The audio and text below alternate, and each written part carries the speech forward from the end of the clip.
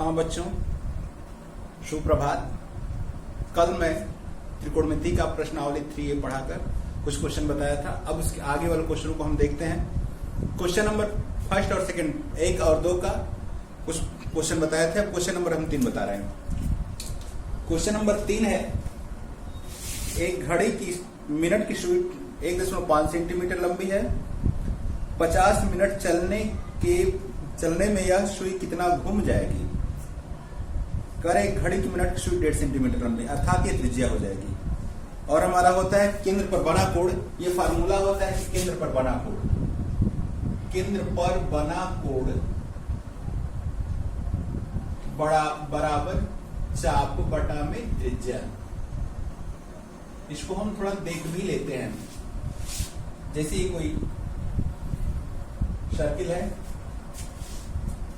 है तो यह केंद्र है और कोई वस्तु यहां से चलकर यहां तक चली जाती है, तो ये दोनों बिंदु केंद्र पर कोण बनाते हैं। दोनों केंद्र पर मिलाएंगे तो ये कोण बनेगा, कोण थीटा।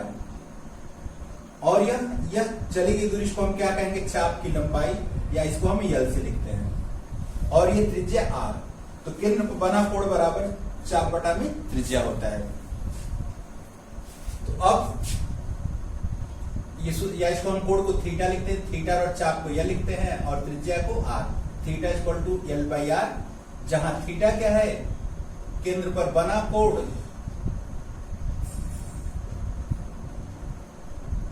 यल क्या है, चाप या चाप की लंबाई, आर क्या है, त्रिज्या, रेडियस। अब कहा है, यदि हम चित्र से ही देखते हैं, एक घड़ी की मिनट की सुई 1.5 सेंटीमीटर लंबी है।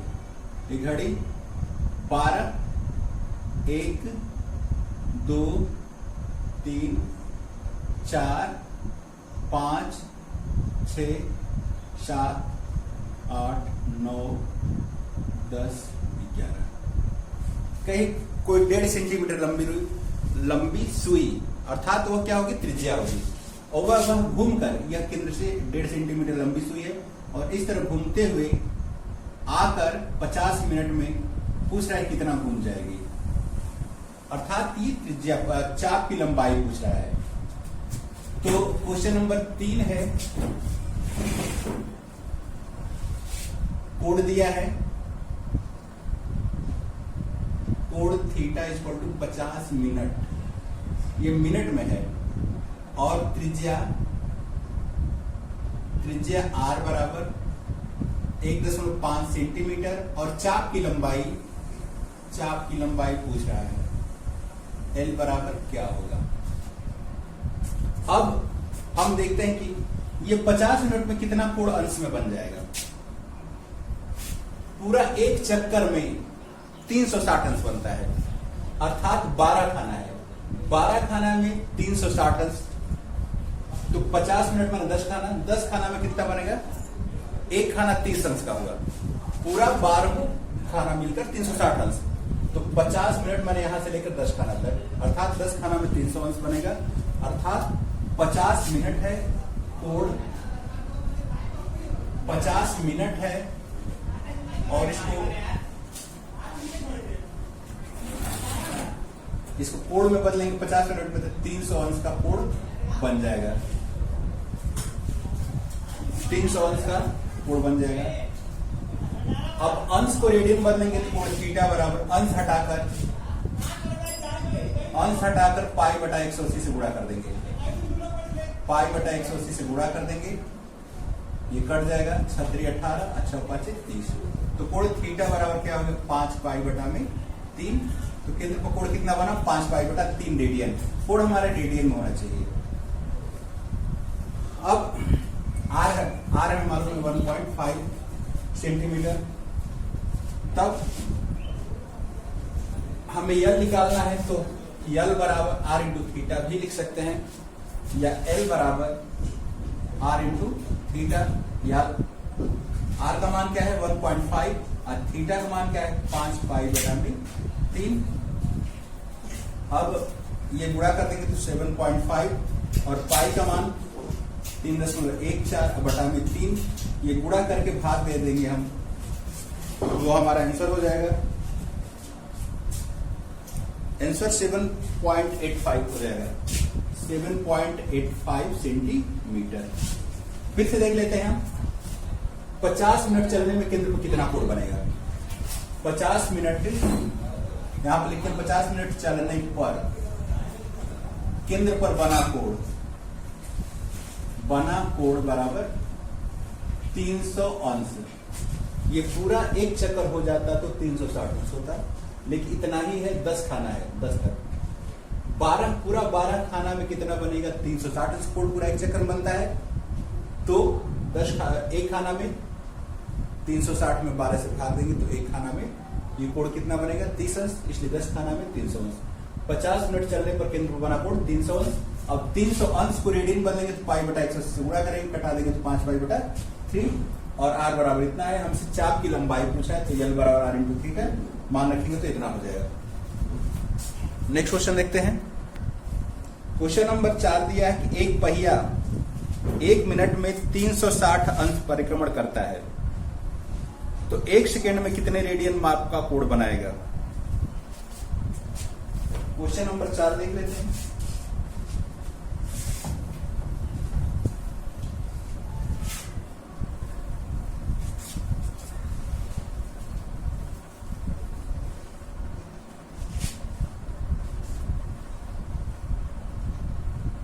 क्वेश्चन नंबर 4,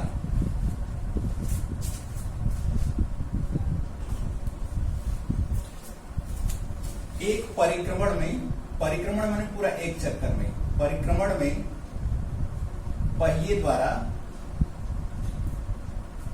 बना कोण बराबर 2 पाई रेडियन। एक चक्कर में पूरा 360 अंश या 2 पाई रेडियन। तो फिर कहा है कि एक पहिया 1 मिनट में 360 परिक्रमण करता है, तो 360 परिक्रमण में बना कोण, तो 360 परिक्रमण में बना कोण, तो 360 से गुणा हो जाएगा, 360 गुणे 2 पाई रेडियन। यह इतना 1 मिनट में करता है, यह इतना 1 मिनट में करता है, तो लिखा जाए कि 1 मिनट में, चूंकि 1 मिनट में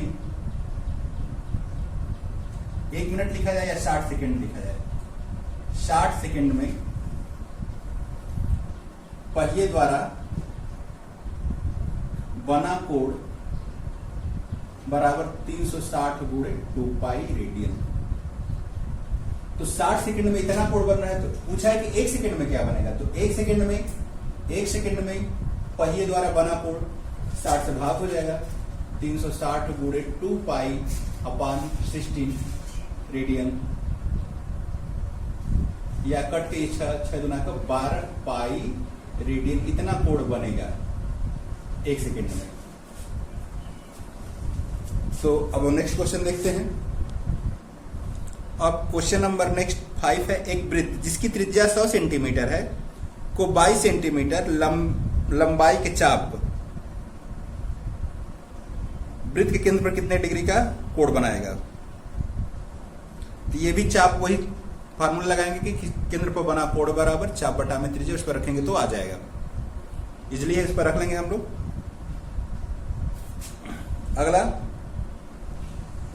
अगला है कि एक वृत्त जिसका व्यास 40 सेंटीमीटर है, एक वृत्त जिसका व्यास 40 सेंटीमीटर है कि एक जीवा 20 सेंटीमीटर लंबाई की है, इसके संगत छोटे चाप की लंबाई बताइए।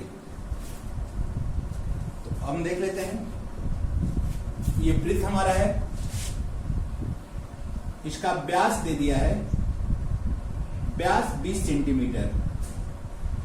क्वेश्चन नंबर 6 है, तो त्रिज्या r बराबर, व्यास 40 सेंटीमीटर दिया, सॉरी, तो त्रिज्या r बराबर 20 सेंटीमीटर। कह रहा है कि इसकी एक जीवा है जो 20 सेंटीमीटर लंबी है, ये कोई 20 सेंटीमीटर लंबी जीवा है, ये जीवा, तो जीवा द्वारा, ये जीवा द्वारा, जैसे हम थोड़ा सा इसको स्पष्ट बनाते हैं, थोड़ा सा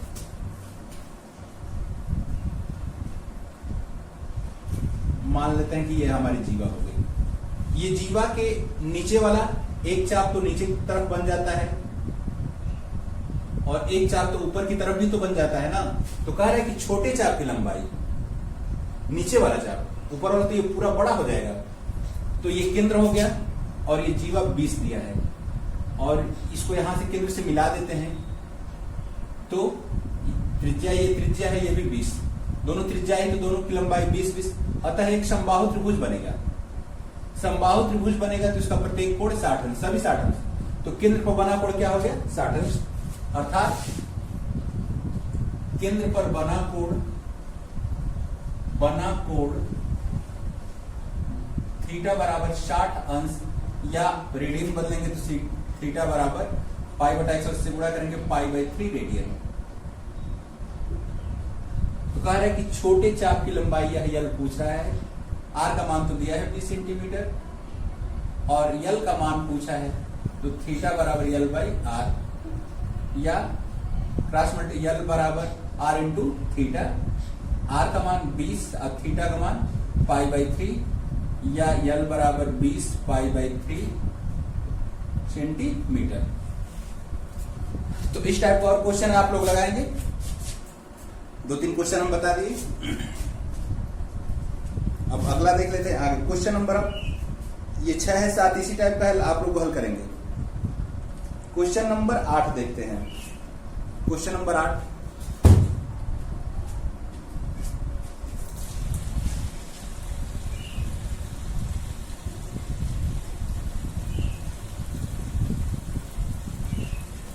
क्वेश्चन नंबर 8 है,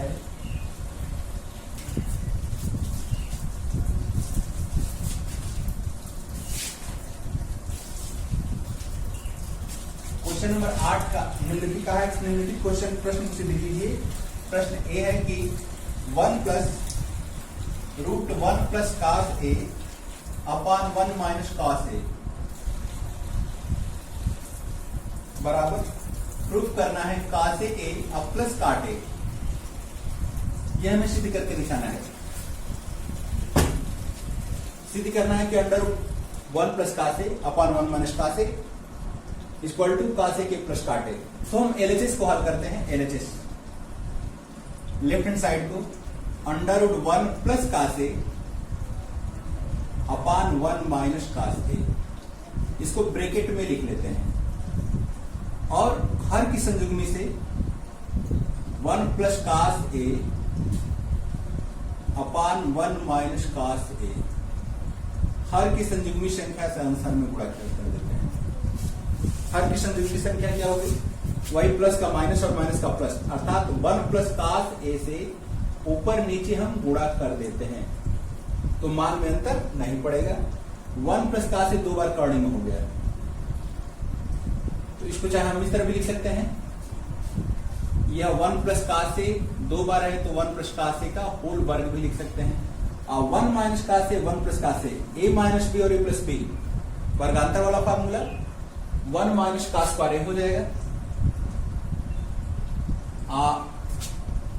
1 + cos a का होल वर्ग, और नीचे 1 - cos स्क्वायर a को हम sin स्क्वायर a लिखते हैं, तो लिखा जाएगा sin स्क्वायर a। अब रूट से बाहर निकलेगा, 2 बार 2 घात 2 है तो एक बार बाहर आ जाएगा, 1 + cos a, ये भी sin स्क्वायर है तो एक sin बाहर आ जाएगा। इसको चाहे तो हम अलग अलग बटा में भी लिख सकते हैं, 1 + cos a अपान दोनों बटा में sin a + sin a, तो 1/sin a को हम क्या लिखते हैं, 1/sin a को लिखते हैं cos a, और cos बटा sin क्या लिखते हैं cot a। यही हमें प्रूव करना था, cos a + cot a बराबर हमारा RHS आ गया, यही हमें प्रूव करना था। प्रूफ क्वेश्चन नंबर 8 हो गया। नेक्स्ट क्वेश्चन देख लेते हैं। क्वेश्चन 8 में सभी इसी टाइप का है, शेष को इसी टाइप से हम हल करेंगे। क्वेश्चन नंबर 9 देख लेते हैं। cos a to the power 4 theta minus cot to the power 4 theta equal to cos a square theta plus cot square theta हमें प्रूव करना है।